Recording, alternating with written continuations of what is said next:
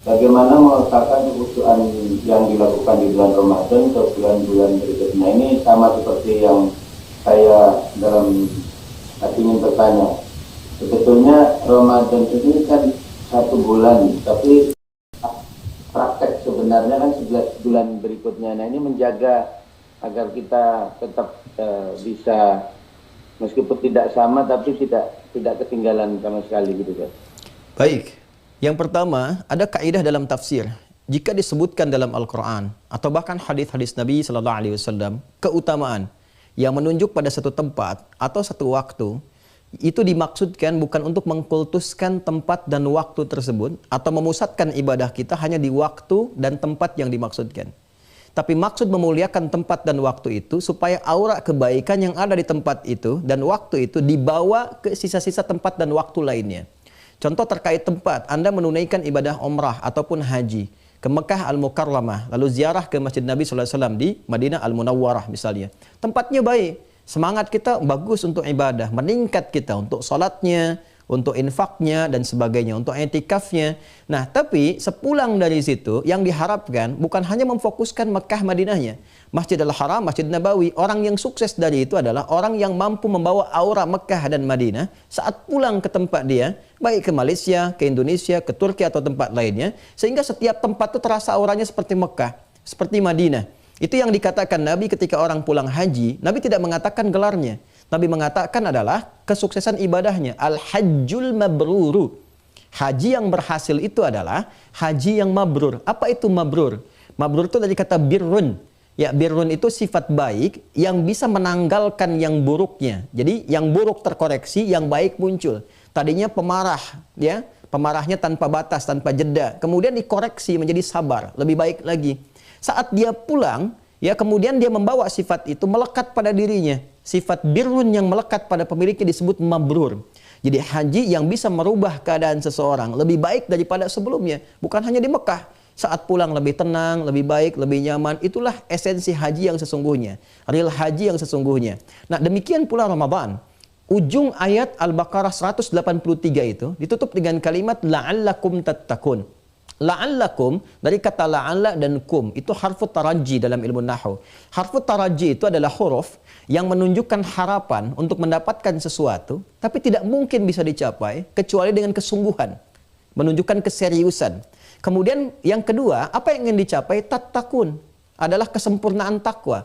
Jadi Allah ingin menunjukkan, pertama, takwa tidak mungkin dicapai kecuali dengan kesungguhan saat Ramadan, sungguh-sungguh puasanya, sungguh-sungguh ibadahnya. Lalu keberhasilan orang puasa itu diungkapkan dengan fi'il mudhari. Present saat Ramadannya, continuous berlangsung setelah Ramadan, future sampai kapanpun. Jadi tattaqun menggunakan bentuk fi'il mudhari memberikan kesan bahwa orang yang berhasil Ramadan itu bukan saat Ramadannya saja. Terlihat rajin salat, rajin infak, tapi pasca Ramadan dia bisa meneruskan kebiasaan itu. Sekarang pertanyaannya bagaimana cara menjaga itu semua? Ada dua cara setidaknya yang diajarkan lewat Al-Quran dan hadis-hadis Nabi Sallallahu Alaihi Wasallam. Yang pertama adalah dengan cara selalu mengingat kematian. Ya, mengingat kematian. Jadi kalau sekiranya saya tidak menunaikan salat dengan baik, tidak seperti Ramadan yang kemarin, bagaimana kalau saya diwafatkan sekarang? Ya? Sementara amalan saya belum terkumpul banyak. Sementara dosa-dosa mungkin tidak pernah luput ya dikerjakan. Nah, jadi dari situ ketika seseorang mengingat kematian, ini yang berpeluang meningkatkan amalannya. Ini rumus standar ada di Quran surah ke-67 Al-Mulk di ayat yang kedua.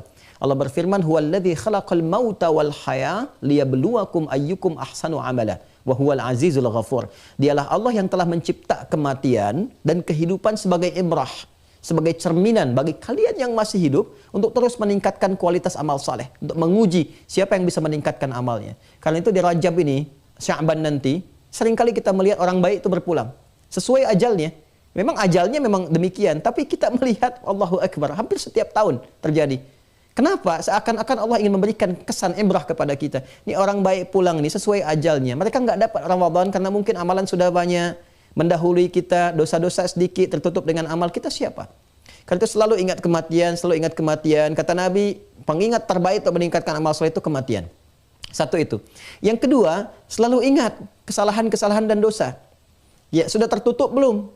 Kalau kita tertinggal lagi, merasa aman dengan amalan kita, sementara kita tidak bebas dari dosa. Coba ingat setiap hari ukur berapa banyak mata melakukan kesalahan. Ya, lisan melakukan kesalahan. Kalau kita selalu mengingat muhasabah, itu yang disebut muhasabah, ingat dosa-dosa, ingin ditutupi, tak ada cara menutup dosa kecuali amal soleh. Soleh itu yang mampu menutup salah. Ya, ada seorang ulama, alim, dia tuh kalau memohon kepada Allah, tapi ini tak harus ditiru ya, karena ini memang unik. Kadang ada beberapa orang yang unik gitu ya. Dia selalu meminta sakit. Kalau sepekan tuh dia sehat, tak sakit, dia menangis. Ya, saat menangis tuh kawannya bingung, Syekh kenapa Anda menangis? Ya, kata Syekh ini, bukankah orang sakit tuh kalau sakit kata Nabi diampuni dosanya, karena dia banyak istighfar. Aku takut sepekan ini aku nggak sakit, dosa aku tak terampuni. Anda bisa bayangkan, ya. Ada seorang alim, ulama besar, dia lewat dengan muridnya pada satu tempat, tiba-tiba pingsan. Padahal Syekh ini dikenal dengan seseorang yang kuat, fisiknya tangguh, biasa berkelana, tapi ini pingsan. Lalu tiba-tiba terbangun, saat sadar ditanya, Syekh kenapa engkau bisa pingsan tadi? Ya, aku teringat saat lewat tempat tadi itu, aku teringat dulu aku pernah berbuat salah di situ. Karena aku merenungi dosa aku gitu. Ya Allah, sampaikan lagi ke sini untuk aku istighfari. Ya Anda bisa bayangkan bagaimana sih seorang ulama itu salah. Ya, salah ulama itu dibandingkan dengan kita seperti apa batasan salahnya. Itu masih mengingat kesalahan sampai bisa pingsan. Dan itu meningkatkan kualitas untuk taqarrub kepada Allah, untuk mendekat, untuk taubat, meningkatkan amal saleh. Jadi kita jaga ya, ibadah puasa kita itu pertama tadi dengan merasakan bagaimana kalau diwafatkan sementara kualitas amalan belum baik. Yang kedua mengingat kesalahan-kesalahan, Allah sudah gugurkan di Ramadan, masa sekarang berbuat salah lagi, nggak ada yang bisa menutup itu semua kecuali kita melestarikan amal soleh yang telah kita lakukan. Jadi dzikrul maut wal muhasabah. Kedua ini adalah cara yang paling efektif untuk menjaga aura Ramadan sehingga sampai 11 bulan bisa stabil ditunaikan. Demikian, wallahu taala a'lam bissawab.